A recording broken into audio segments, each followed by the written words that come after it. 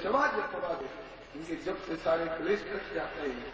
किसी का कटा क्लेश है, अरे बोले प्रयागदास कह रहे हैं कि प्रहलदवा खातिर रघवा हो गए बघवा है। प्रहलाद ने इस नाम का स्मरण किया तो उसकी रक्षा के लिए राघव माने राम जी, बघवा हो गए मैंने नरसिंह बन गए। बोलो भगवान। तो भाषा गंवारू है लेकिन वस्तु भली वर्णित है। भगवान नाम की महिमा है, इसलिए सादर कहन सुनई जनता ही मधुकर सरस्वम बोल रहा है। हे वेदव्यास जी और जगह भाषा आपकी चाहे कितनी लच्छेदार अलंकृत साहित्य से युक्त हो, लेकिन अगर भगवत भक्ति की महिमा, परम धर्म भागवत धर्म की महिमा और भगवान की महिमा की प्रधानता नहीं है तो वह भाषा वो संत लोग आदर नहीं करेंगे। हंस जैसे मानसरोवर में आते हैं और छिछली कलैया में तो कौआ और बगले जोड़ सकते हैं, हंस नहीं आते हैं। इसी तरह से भगवत नाम गुरु की महिमा जिसमें हो, भगवत भक्ति की महिमा जिसमें हो, भगवान की महिमा का जिसमें वर्णन हो, ऐसा आप साहित्य सृजन करिए। भगवत प्रधान से भागवत धर्म की महिमा का वर्णन करिए तो आपको पूर्ण शांति मिलेगी, फिर लिखा पढ़ी करने की जरूरत नहीं रह जाएगी आपकी। इसी सिलसिले में नारद जी ने आप बीती ऑटोबायोग्राफी नारद जी ने सुनाई। बोले कि अहम पुरातीत, मैं पूर्व जन्म में एक दासी का पुत्र था। अहम पुरातीत भवे भवने दास्यास्तु कस्याश्चन वेदवादिना निरूपितो बालक एव योगिनां शुश्रूषणे प्रावृषि निर्विक्षताम्। नारद जी अपना इतिहास बताते हैं। मैं हे व्यास जी, मैं आज नारद कहलाता हूँ, लेकिन पूर्व जन्म में मैं एक दासी का पुत्र था। एक दासी का पुत्र था। मेरी माँ एक ब्राह्मण के घर में नौकरी करती थी, झाड़ू बुहारू चौका बर्तन गोबर कंडा का काम करती थी। लेकिन वो ब्राह्मण बड़े भक्त थे, धर्मात्मा थे। उनके यहाँ बड़े बड़े संत लोग आकर ठहरते थे। एक बार चातुर्मास व्रत करने के लिए बहुसंख्यक संत लोग उनके यहाँ आकर ठहरे हुए थे कि जब तक बरसात नहीं बीत जाती तब तक हम यही चातुर्मास व्रत करेंगे। ठीक है महाराज, हमसे जो बनेगा सेवा करेंगे। रसोई पानी कपड़ा लत्ता दवा दारू जो जरूरत पड़ती ब्रह्म देवता उन संतों की सेवा करते थे। मेरी माँ तो अपने काम में लग जाती थी और मैं चूंकि बालक था, मेरे जी में कोई काम नहीं था, इसलिए मैं और बच्चों की तरह हल्ला बल्ला दौड़ना धूपना उठा पटक गाली गलौज ये सब नहीं करके मैं चुप उन संतों के पास जाकर बैठता था, देखता था। बाबा बड़े प्रेम से ठाकुर जी का श्रृंगार करके आरती उतार रहे हैं, हमको भी अगर सिखा देते तो हम भी ऐसे ही भगवान की पूजा करते थे। ये बाबा बहुत बढ़िया पाठ करते हैं, सुनने में बड़ा अच्छा लगता है, हमको सिखा देते तो हम भी ऐसे पाठ करते, ऐसे सोचा करते। महात्मा लोग देखते कि कितना बढ़िया संस्कार वाला बच्चा है और बच्चे तो उठा पटक गाली गलौज मारो धारो अल्लाह गुल्ला में लग रहे हैं और ये बड़े शांत भाव से बैठ के देख रहा है, सुन रहा है। कभी कभी पूछते क्यों बालक भगवान बड़े गौर से देख रहे हो, सुन रहे, कुछ समझ में आता है? बाबा समझ में तो नहीं आता है, लेकिन आप तो पाठ करते तो सुनने में बड़ा अच्छा लगता है, मन करता है सुनते रहे। अच्छा लगता है ना? बोले हाँ। ताकि आइए लीजिए भगवान का चरण मत लीजिए, चरण रख लीजिए और पी जाइए, माथे से लगा लीजिए और ये प्रसाद लीजिए। प्रसाद देते एक ने पूछा आपको कीर्तन गाने आता है? सुनना बाबा गाने नहीं आता है, लेकिन आप लोगों को गाते सुनता हूँ तो मन करता है कि बाबा लोग अगर हमको भी कीर्तन सिखा देते तो हम भी ऐसे कीर्तन गाते। मन करता है ना गाने का, तो सिखा दे, तो सिखा दो बाबा। छोटा सा बच्चा छोटा सा कीर्तन सिखा दिया। छोटी छोटी गैया मोरी छोटे छोटे ग्वाल बाल,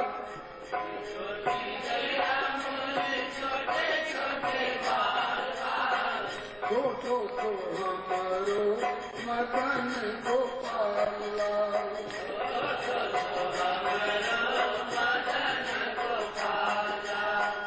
काठा में गैया मोरी काठा में ग्वाल बाल,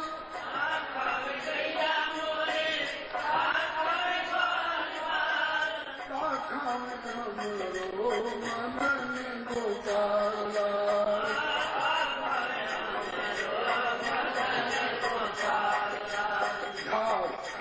गैया मोरी दूध पीवे ग्वाल बाल,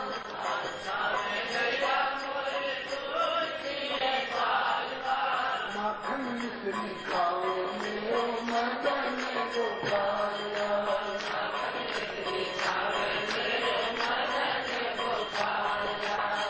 कहाँ बस गैया मोरी कहाँ बस ग्वाल बाल,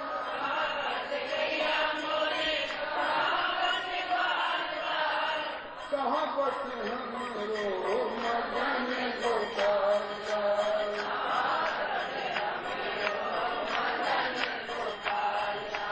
वन में बस गैया मोरी घर में बस ग्वाल बाल, वन में बस गैया मोरी घर में बस ग्वाल बाल, हृदय बस हमरो मदन गोपाल लाल, हृदय बस हमरो मदन गोपाल लाल। छोटी छोटी गैया मोरी छोटे छोटे ग्वाल बाल,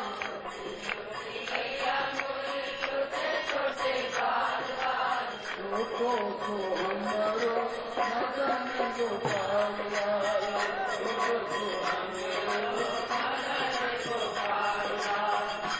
ऐसे छोटा सा बच्चा छोटा सा कीर्तन सिखा दिया, गाने लगे। बच्चे का स्वर बड़ा प्यारा लगता है। बड़े खुश हुए संत भी और हम भी खुश हुए, चलो हमें कीर्तन गाने आ गया। महात्माओं का चातुर्मास व्रत पूरा हुआ, वो चलने को तैयार हुए। मैं रोने लगा, बाबा आप लोग चले जाओगे? हाँ बेटा यही नियम है, आए हैं तो जाएंगे। बाबा आप लोग चले जाओगे तो हम कैसे जिएंगे? हमें प्रसाद कौन देगा, चरणोदक कौन देगा, हमें शिक्षा कौन देगा, हमें कीर्तन कौन सिखाएगा? लगता है कि आप लोगों के चले जाने के बाद मेरा जीना मुश्किल हो जाएगा। नहीं बेटा, जीना मुश्किल नहीं होगा, जीने का तरीका हम बता के जाएंगे। गले में माला पहरा दी, माथे पर तिलक लगा दिया, भगवान का नाम मंत्र दीक्षा सुना दी। क्या है भाई, सिद्ध के लिए क्या है? दूसरे स्थान पर बैठ जाइए, जरा आइए।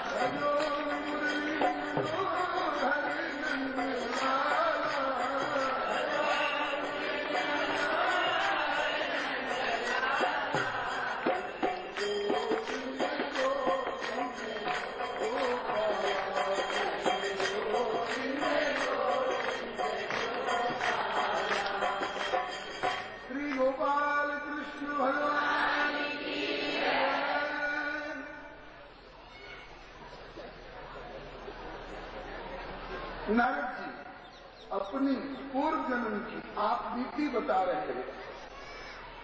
महात्मा लोग हमें दीक्षा शिक्षा देकर चले गए, मंत्र बताए, मंत्रार्थ बताए, मंत्र की विधि बताए और बोले कि बेटा जैसे दियासलाई की हर चिंगड़ी में बारूद होती है, खांचा लगाने पर क्या प्रकट होता है आग, जैसे मेहंदी की हर पत्ती में लाली होती है, उसको सिलवट्टी पर बटने में क्या निकलता है लाली प्रकट होती है।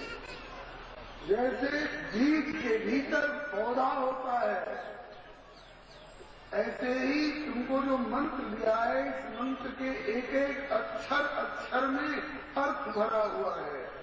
किसी में भक्ति, किसी में ज्ञान, किसी में वैराग्य, किसी में सूर्य, किसी में चंद्र, किसी में अग्नि, किसी में राम, किसी में लक्ष्मण, किसी में जानकी, ये सब अर्थ बताया। और बोले कि जैसे खांचा लगाने पर दियासलाई में आग प्रकट होती है, ऐसे इन मंत्रों का अक्षरों का जप करोगे तो भक्ति ज्ञान वैराग्य हृदय में प्रकट होंगे, राम लक्ष्मण जानकी प्रकट होंगे, दर्शन देंगे। ऐसे करके महात्मा लोग बता करके चले गए।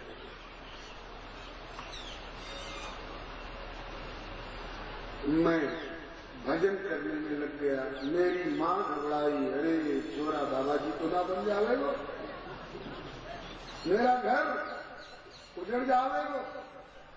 नहीं नहीं नहीं, छोरा का ब्याह कर दूं तो मेरे घर बस जाए।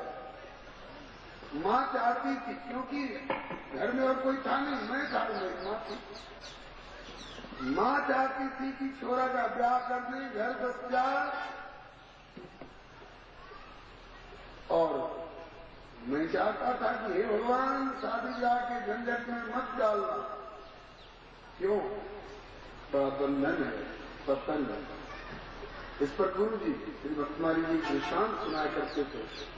एक भीख मंगा दिन भर भीख मांगते मांगते थका हुआ सड़क के किनारे कुआ के मनखंडे पर बैठ गया।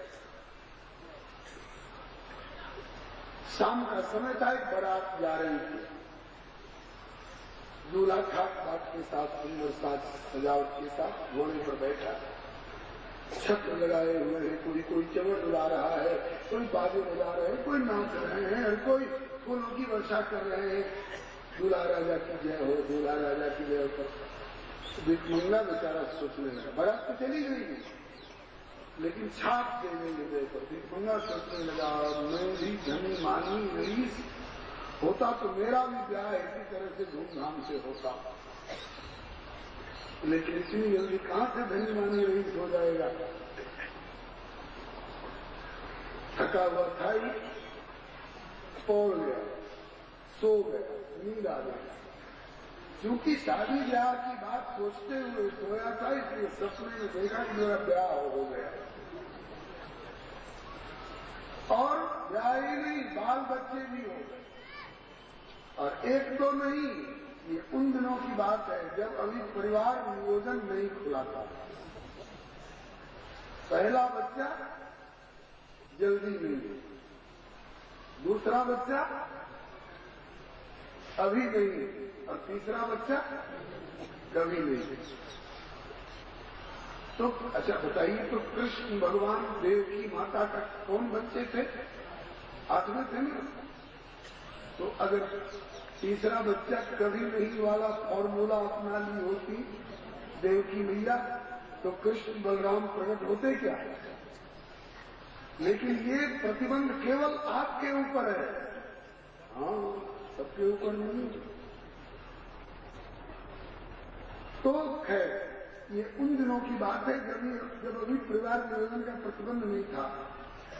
बहुत बच्चे हो गए थे, सपने में, सचमुच में नहीं, सपने में। और खाट पलंग तखत सब भरे पड़े थे बच्चों को। एक बच्चा इसकी घरवाली की गोदी में दूध पी रहा था मां का, और वो रोटी भी बना रही थी। वो दूध पीते पीते गोदी का बच्चा सो गया। उसने सोचा कि बच्चे को सुला दूं तब रोटी अच्छी तरह बनाऊंगी, कहाँ सुलाऊं, ये भी पलंग भरा है। ये भी तखत भरा है, ये भी खाट भरी है बच्चों से। एक पलंग पर ये अकेले सो रहा था। तो घरवाली ने कहा कि देखो जी, मैं रोटी बना रही हूँ, दूध पीते पीते बच्चा सो गया,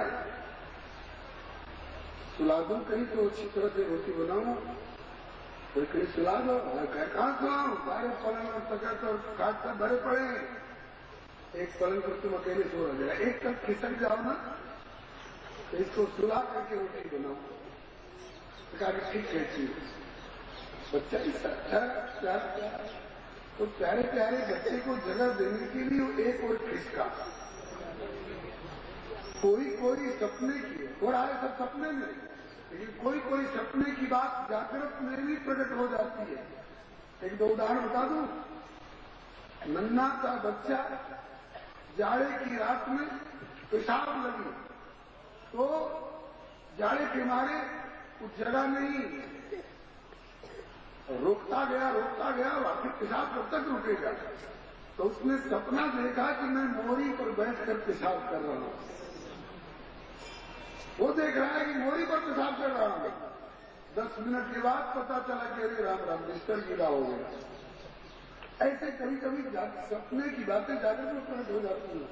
वो बेचारा खिसका तो बच्चे को जगह देने के लिए सपने में, और कौन बच्चे को, सांस का बच्चा को नहीं, सपने की झूठी घरवाली के कहने से सपने के झूठे बच्चे को जगह देने के लिए सपने के पलंग पर खिसका, तो सचमुच में ये शरीर से भी खिसक गया।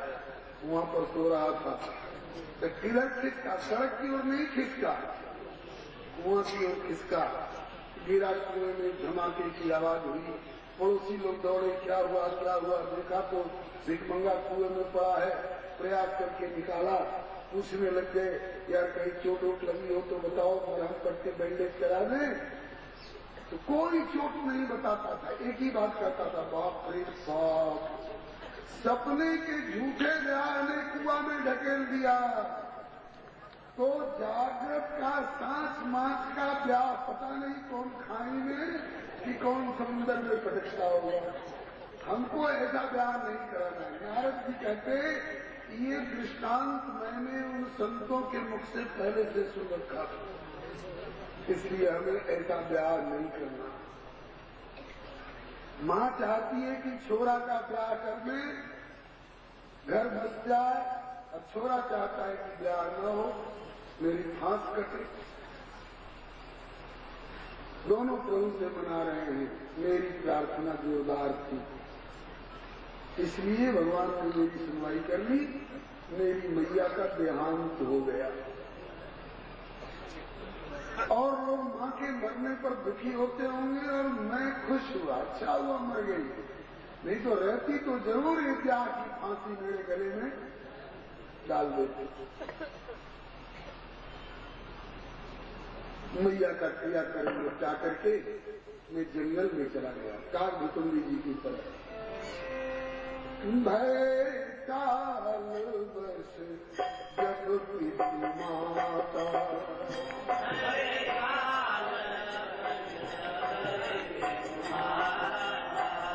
मैं बन गया बदन जन दाता।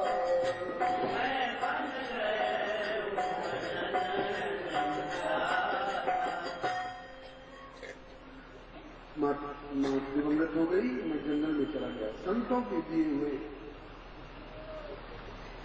भजन पद्धति से मैं भजन करने लगा, और सत्संग भी जंगल में संत मिलते ही क्रम चलता रहा। और दिन तो मुझे कोशिश करनी पड़ती कि भगवान को ध्यान में लाने की। एक दिन मैं एक पीपल के पेड़ के नीचे बैठा,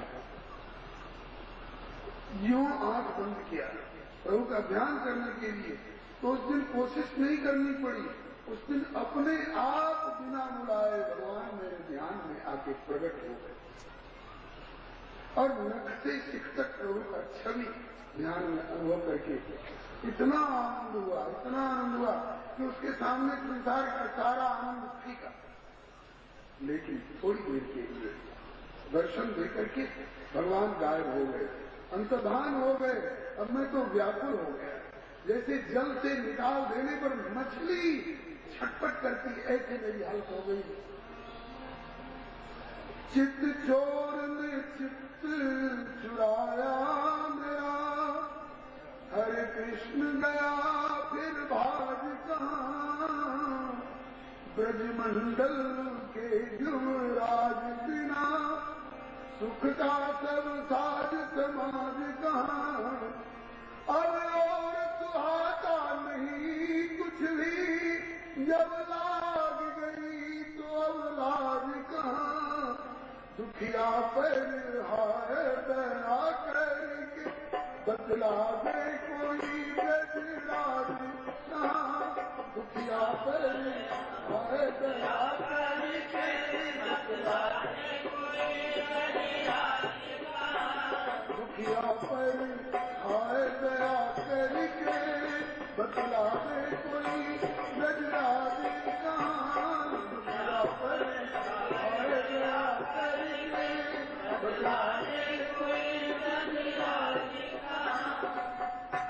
व्याकुल होकर पुकारने लगा।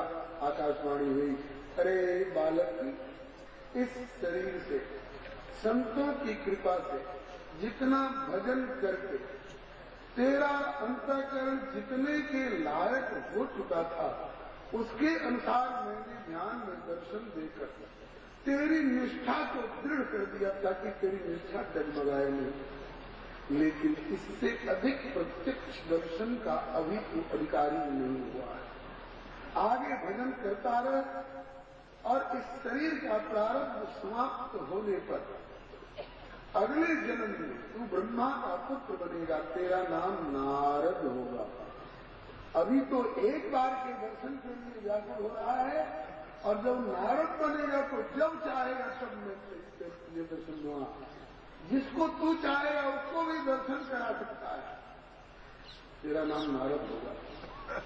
ऐसा कर करके आकाशवाणी ने मेरा निर्देशन किया।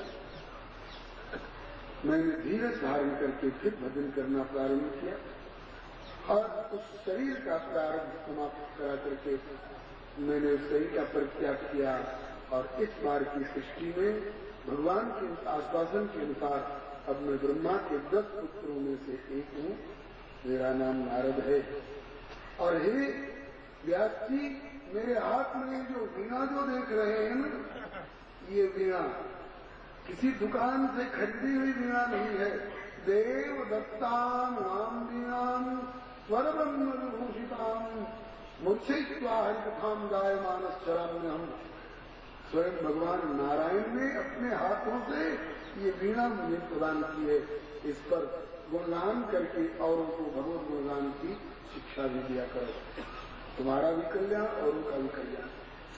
तो हे व्यास जी, भगवत प्रदत्त इस वीणा के ऊपर दुनियादारी का गीत आज तक नहीं आया है, न आएगा, केवल भगवत गुणगान। नारद जी की वीणा भगवान से मिली है। हम लोगों का ये कंठ, हम लोगों की ये जिह्वा, हम लोगों को किससे मिली है? ये भी नारायण से मिली है। हम लोगों को भी ऐसा संकल्प करना चाहिए कि देवदत्ता इस नर शरीर रूपी वीणा के ऊपर नारायण का गुणगान, भगवत गुणगान छोड़ करके लाल दुपट्टा मलमल का और झूठ बोले कौआ काटे, ये सब गीत नहीं आएंगे मेरी युवा पर। गंदे गंदे गीत नहीं गाने चाहिए, भगवान का भजन गाओ, इसी में कल्याण है। ये सारी बातें नारद जी ने व्यास जी को सुनाई। इसी सिलसिले में कहा कि मैं आपको चतुश्लोकी भागवत का भी उपदेश कर रहा हूँ, जो मुझे मेरे पिता लोक पितामह ब्रह्मा जी से प्राप्त हुआ है। और उपदेश किया और बोले कि अब तक सतयुग त्रेता द्वापर के लोग 4 ही श्लोक में समझ लेते थे भागवत का रहस्य। अब कलयुग आ रहा है, कलयुग के लोग 4 श्लोक में पूरा तत्व नहीं समझ पाएंगे। आप भी 24 अवतार में एक हो, मैंने 2-4 लोटा ऊपर से डाल दिया उपदेश रूपी जल अब आपके भीतर से स्रोत निकलेगा और आपको प्रेरणा करके परमहंस संहिता के रूप में आप इस श्रीमद् भागवत का गायन करोगे तो आपको भी शांति मिलेगी और जो उसका गायन और श्रवण करेंगे उनको भी शांति मिलेगी। ऐसा कर करके नारद जी बताते वहां से चल दिए। फिर श्री वेदव्यास जी ने उस चतुश्लोकी भागवत का उपबृंहण किया। उपबृंहण करने के बाद अपने पुत्र सुखदेव जी को पढ़ाया। ये सुखदेव जी का जन्म कैसे हुआ और भागवत पढ़ने में प्रवृत्ति कैसे हुई, इस संदर्भ में भी एक बड़ी प्यारी प्यारी कथा है जो श्रीमद् भागवत के मूल में वर्णित नहीं है, लेकिन तंत्र ग्रंथों के आधार से गुरु परंपरा से सुनने को मिलती आई है। वो कथा इस प्रकार है। सुखदेव जी के जन्म में भी नारद बाबा को ही निमित्त बनना पड़ा। कैसे? वो कथा इस प्रकार की है। एक बार नारद जी पार्वती जी के यहाँ पहुंचे। पार्वती जी के यहाँ इनका स्वागत सत्कार हुआ। फिर नारद जी ने कहा कि पार्वती, हाँ मुन्ना, तुम समझती हो कि भोलेनाथ मुझे बहुत प्यार करते हैं और मेरी समझ से तुमसे बहुत भेदभाव रखते हैं, बहुत भेदभाव रखते हैं। तो पार्वती जी बोली कि नारद, मैं तुम्हारे स्वभाव को अच्छी तरह जानती हूँ। इधर की उधर और उधर की उधर लगा भिड़ा करके तमाशा देखना जानते हो। घर फोड़ी करने आए हो मेरे प्राणनाथ भोलेनाथ में और मुझमें बीच और फूट डालने आए हो। ये तुम्हारी चाल यहाँ नहीं चलेगी, ये तुम्हारी दाल यहाँ नहीं चलेगी। मेरे प्राणनाथ भोलेनाथ मुझसे बहुत प्यार करते हो। तब नारद जी बोले ठीक है, ऐसा मानती हो, मानना चाहिए पति के प्रति इच्छा रखनी चाहिए। लेकिन मैं एक ऐसी बात बता दूं, अगर सुनने को तैयार हो तो ऐसी बात बता दूं कि चट मान लोगी कि मुझसे भेदभाव नहीं होते रखते। पार्वती जी को उत्कंठा हो गई। नारद कह रहे हैं कि जरूर कोई बात है, ऐसी भी कोई बात है क्या नारद? बिल्कुल मैं कुछ झूठ बोल रहा हूं थोड़े। बोले बताओ। कहा कि ये बताओ, वो मुंडों की माला क्यों पहनते हैं? किसके मुंडे हैं, किसके मस्तक है? बताया है आज तक? ना, ये को भी तक नहीं बताया। कहा कि बस किसी से समझ जाओ कि कितना भेदभाव रखते हैं। भेदभाव नहीं रखते तो जरूर बता दिए होते। पार्वती जी बोली की बात है ना, कई बातें ऐसी होती है कि बिना पूछे नहीं बताई जाती है। मैंने पूछा नहीं इसलिए नहीं बताया होगा। अगर मैं पूछती तो जरूर बता देते, क्योंकि मुझसे बहुत प्यार करते हैं। नारद जी बोले भ्रम में मत रहो, ऐसी गूढ़ रहस्य की बात है कि ऐसे वैसे पूछती तो नहीं बताते, ऐसे वैसे पूछोगी भी तो नहीं बताएंगे। तो कैसे बताएंगे? तरीका हमसे सुनो। नारद जी ने बताया रोज भजन तपस्या करके आते हैं तो तुम उनको खड़े होकर के प्रणाम करती हो ना, आरती उतारती हो, उनको भोजन परोस के जिमाती हो। बोले तो मेरा धर्म है। तो बोले आज अगर भजन तब से उठ के आने ना, इधर से आने तो तुम इधर मुंह फेर लेना, और फिर इधर आने तो इधर से यूं मुंह फेर लेना। पूछे कि क्यों, क्या बात है? सीधे मत कह देना, पहले फटकारना, चलिए चलिए रहने दीजिए, ऊपर ऊपर का प्यार दिखाने की कोई जरूरत नहीं, आप मुझसे बहुत भेदभाव रखते हैं। और जब पूछे कि क्या बात है तो फिर तुरंत मत कह देना, कहना कि ऐसे नहीं, पहले हमको वचन दीजिए कि पार्वती जो पूछोगी बताऊंगा बताऊंगा बताऊंगा। जब 3 बार कहने तब पूछना, तब बता देगा। ऐसे नारद जी सिखाकर चले गए। भोलेनाथ जब तपस्या से भजन से उठ के आए तो पार्वती जी ने मुंह फेर लिया, इधर आए। पूछा क्या बात है? तो बोली नहीं। बोले कि आप मुझसे बहुत भेदभाव रखते हैं, ये ऊपर ऊपर का प्यार दिखाने की कोई जरूरत नहीं। तो नारद जी शंकर जी ने पूछा क्यों? नारद जी आए थे क्या? बोलो श्री शंकर भगवान।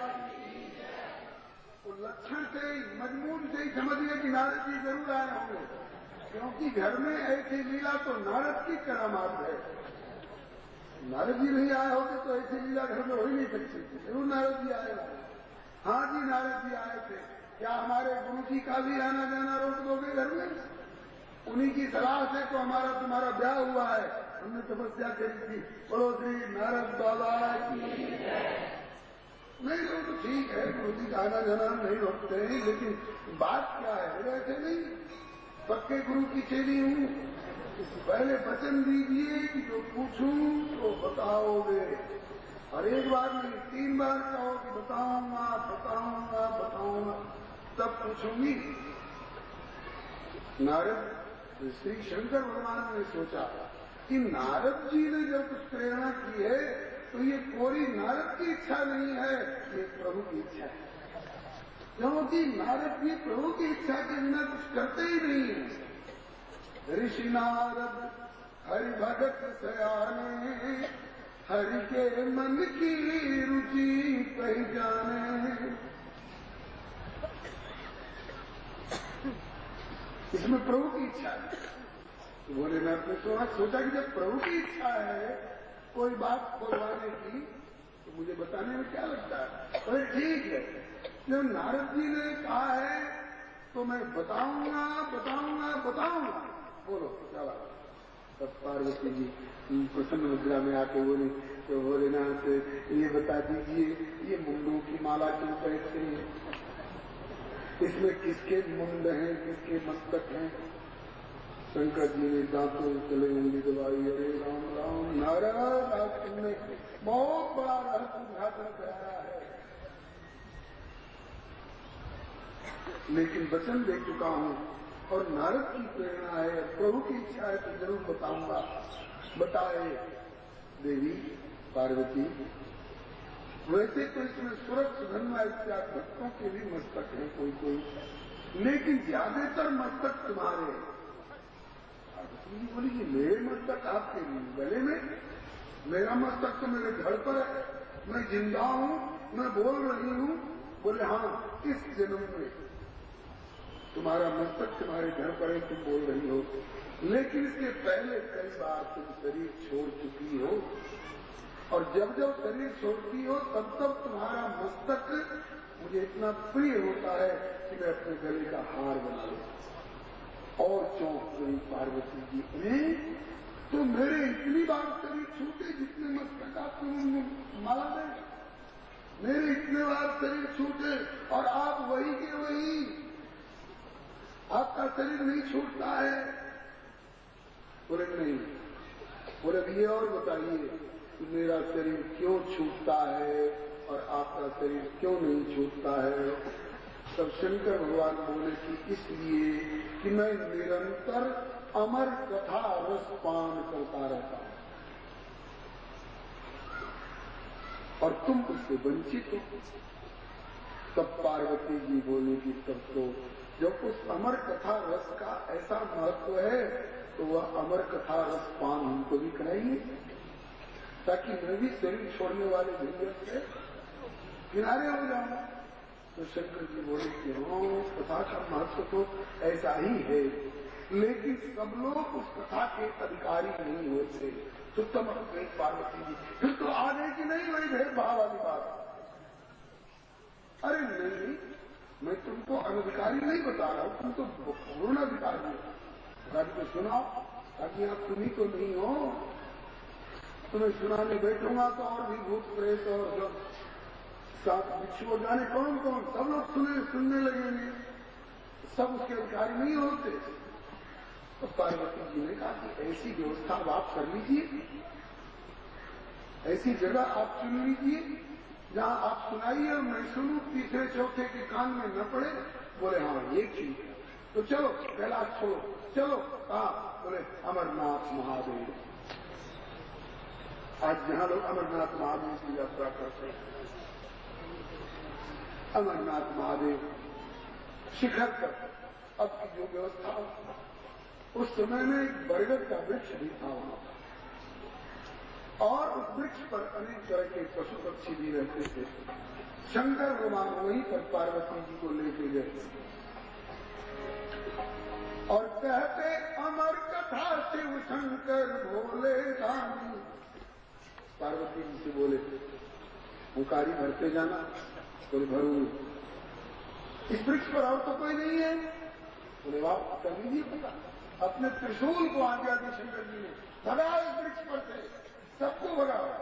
इस वृक्ष पर कोई नहीं रहे, यहाँ केवल पार्वती रहेंगी और मैं रहूंगा। त्रिशूल ने सबको भगाया, सब भाग गए। लेकिन एक तोता का बच्चा नहीं, अंडा। अंडा कैसे हुए? अंडा कैसे बने? एक खोखले में अंडा रह गया था, एक सुख का। इधर कथा शुरू की शंकर भगवान ने, पार्वती जी ने हुकारी भरनी शुरू की। कहते अमर कथा शिव शंकर भोले दानी, हुकारी भरे मैया पार्वती। कहते अमर कथा शिव शंकर भोले दानी, हुकारी भरे मैया पार्वती। शंकर भगवान क्यों कथा कर रहे हैं? नारद जी समझाए गए और गिरिजा ने हठ ठाना। नारद जी समझाए गए और गिरिजा ने हठ ठाना।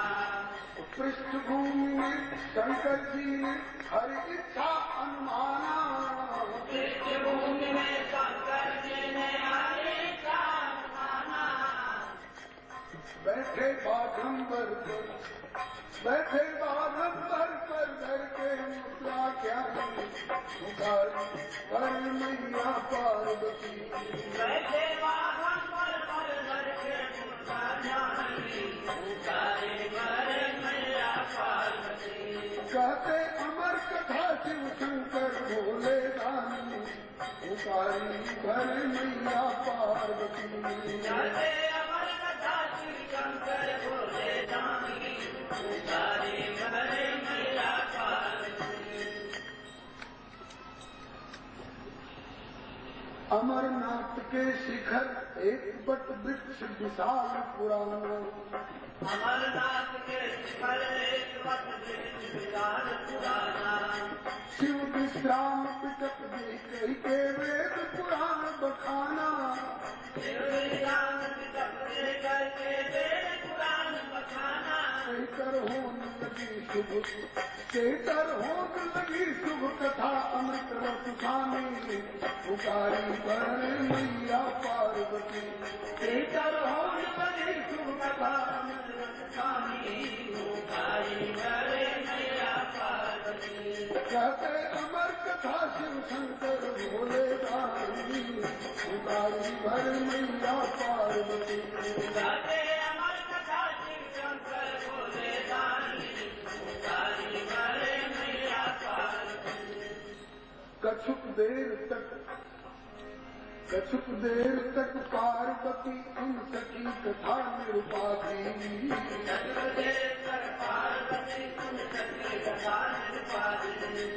हाय प्रसन्न सुरंग उमा की लग गई भाव समाधि।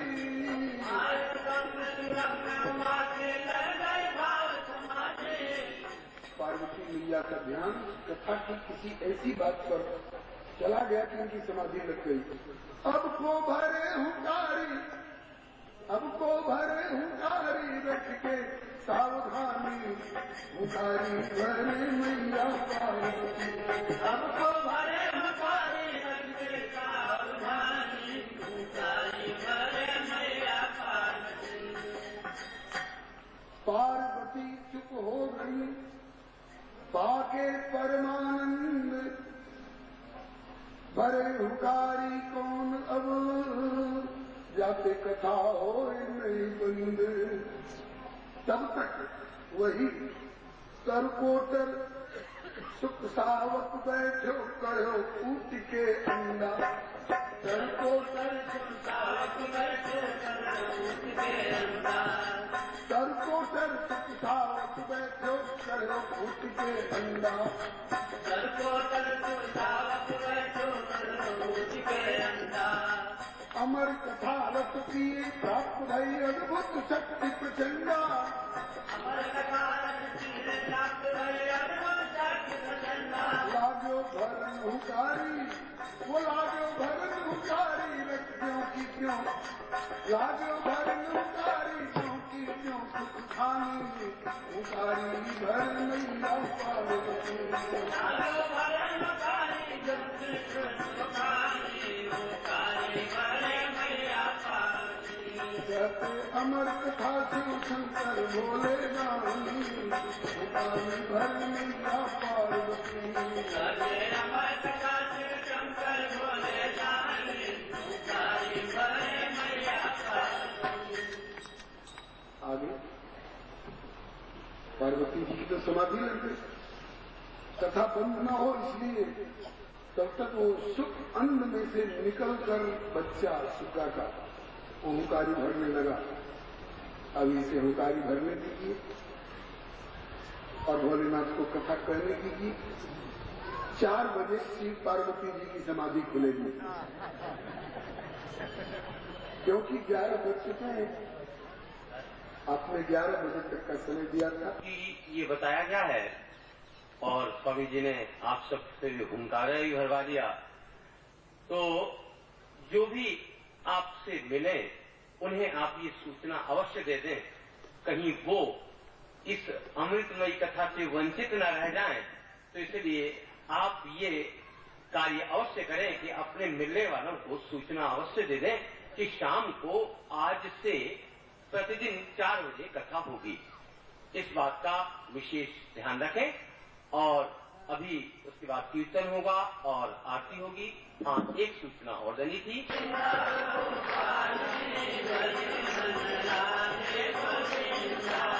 गोविंदा गोविंदा गोपाली राधे गोविंदा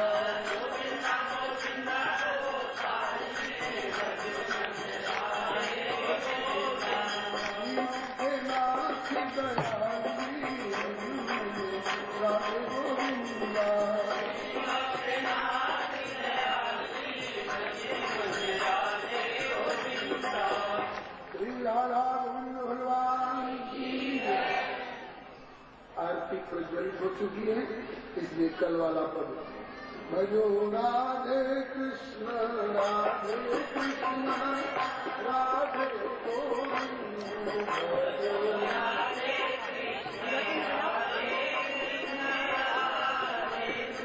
केशव की कल्याण गिरिधर छवि राम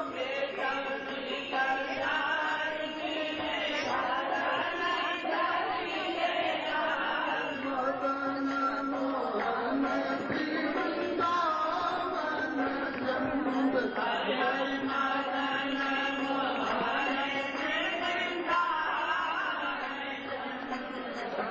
राधे कृष्ण राधे कृष्ण राधे गोविंद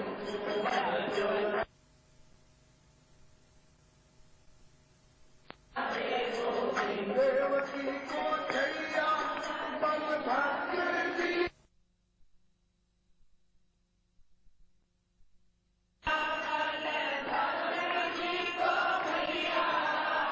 लाखों मुखर देखे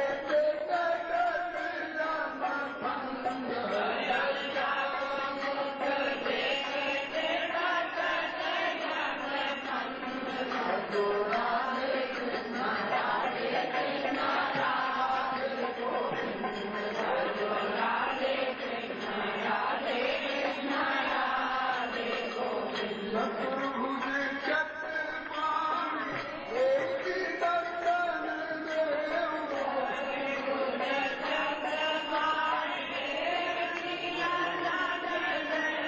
नंद को नंदैया स्वामी असुर निकंद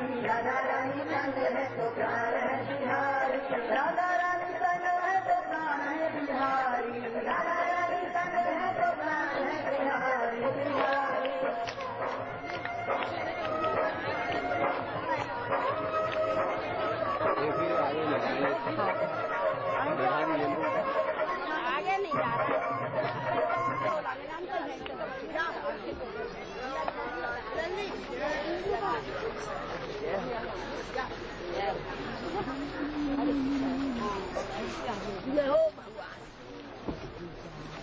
जय हो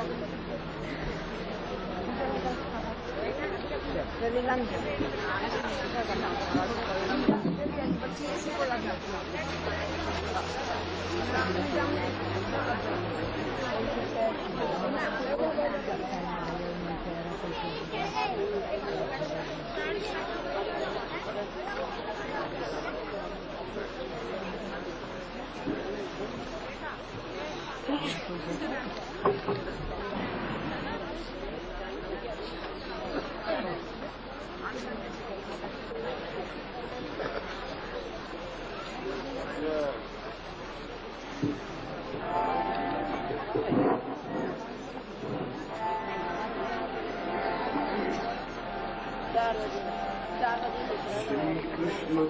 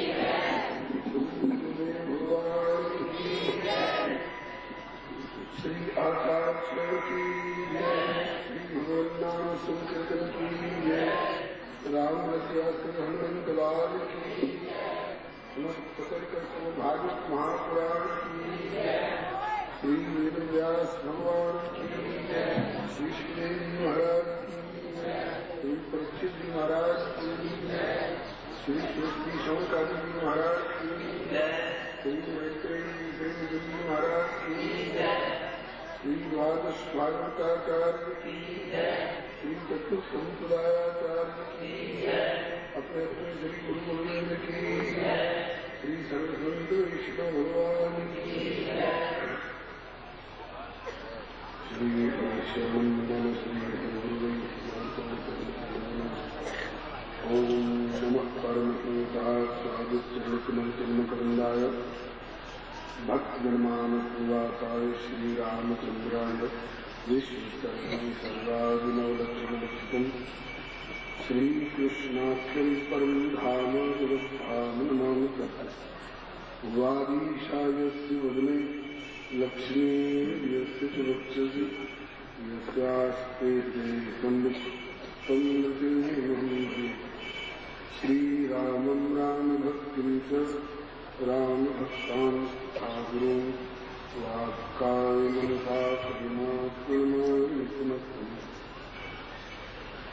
कांतिस्ताम्रशत्रुचार्यन्द्रयत्रेको विरस्तामस्तां शोभां सवृन्दावने श्रीराधामुकुन्दं तदहं नमामि श्रीकृष्णं नारायणं वन्दे श्रीकृष्णं वन्दे नित्यं श्रीकृष्णं द्वैपायनं श्रीकृष्णं वन्दे तथागतम् प्रियं प्रभुजनमनते कृते कृष्णं द्वैपायनं विरकातर आगाव पुत्रे तन्मय त्यागं सर्वभूतमानसं यस्वानुभावमखिलसंसारमेकम् अध्यात्मदीपमोन्दं संसाराणां करुणया प्राणविहीनं व्यासपूर्णमुपयामि प्रह्लादनादिपराशरकुण्डलिक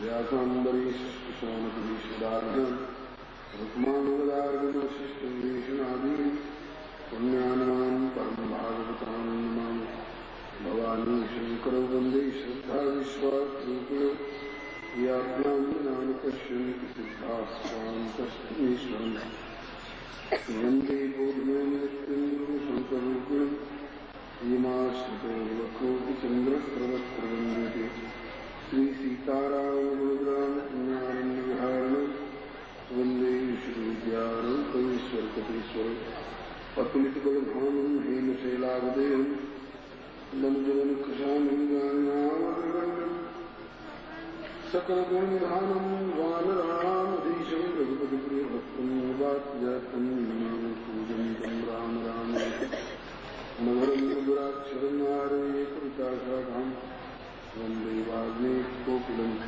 नारायणं नमस्कृत्य नरं चैव नरोत्तमं देवीं सरस्वतीं व्यासं ततो जयमुदीरये जय जय भक्ति भगवन्त गुरुचतुर्णां तत्त्वे उनके परवन्दन किए शनिविघ्न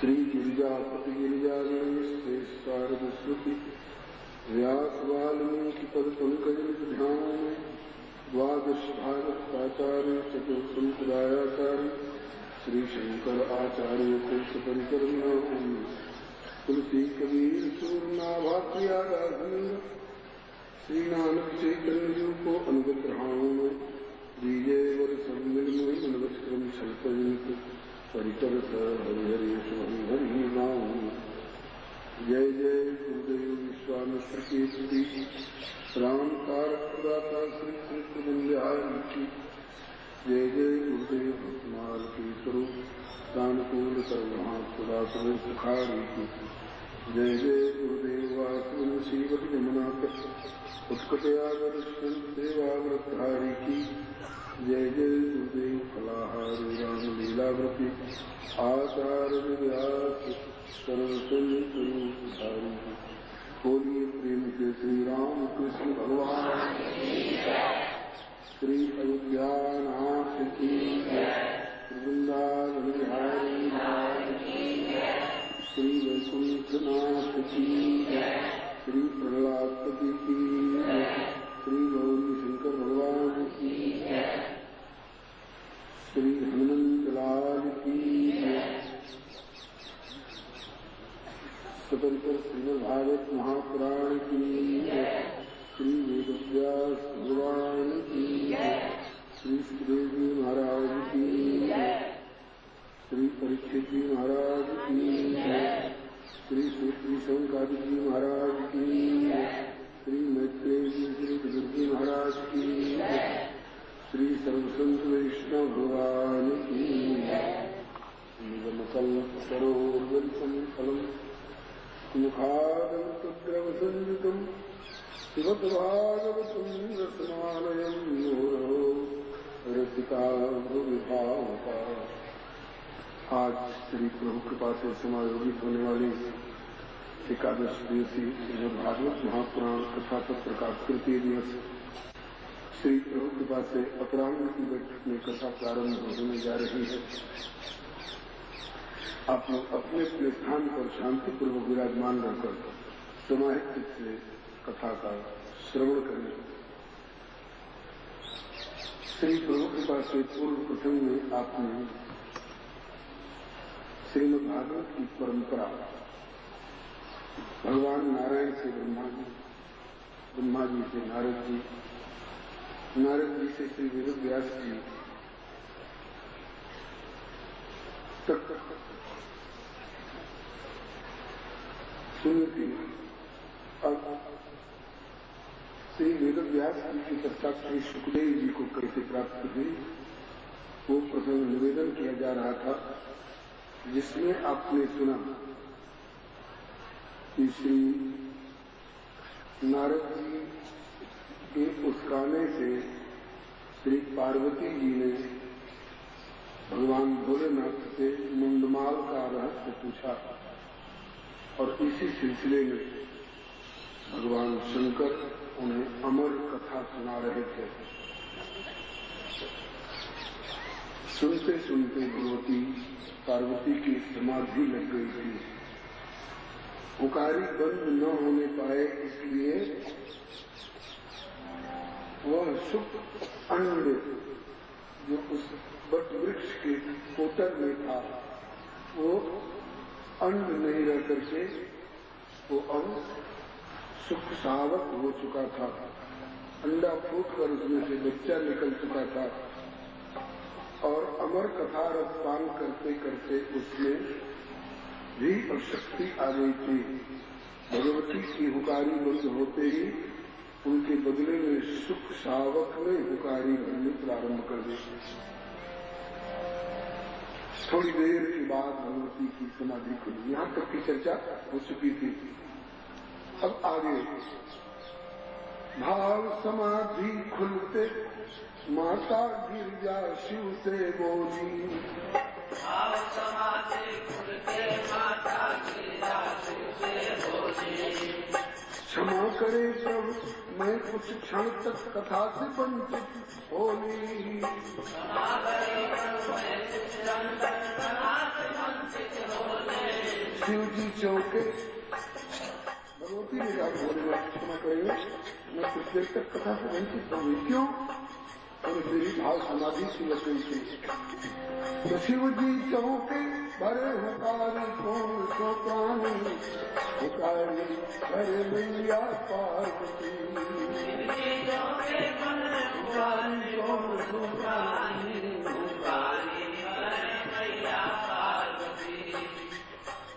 तुम्हारी समाधि लग गई, तुम चुप हो गई, फिर हुकारी कौन भर रहा? मेरे तुम्हारे मध्य जब